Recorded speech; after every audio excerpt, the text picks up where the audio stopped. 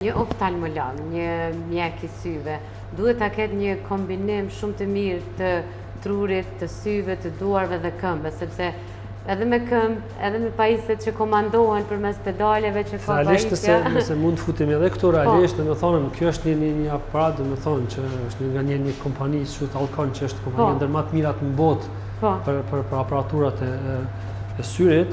Realisht e mundëson që kjo operim të bëhet në mënyrë të ashtu të kombinuar, që të bëhet heqja perdes në një kohë, të bëhet edhe operimi i retinës. Ajo që the edhe më herët realisht.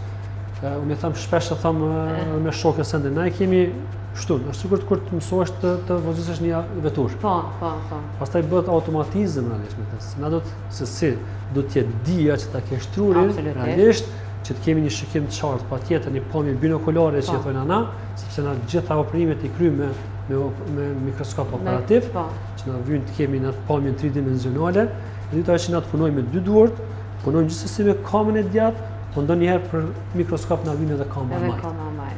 Kështu them nganjëherë kur me shokun jemi sikur dojmë të luajmë futboll, se thonë s'bën më dëmtu kërkon, por ashtu se mund vjen edhe dy duart edhe dy kamë. Se diçka mund të bësh, po tenes s'ke mundësi pastaj. Por ashtu se punohet me dy duart, punohet me kamën e djathtë, punohet me kamën e majtë, njëjtën kohë me dy sy tankoni në.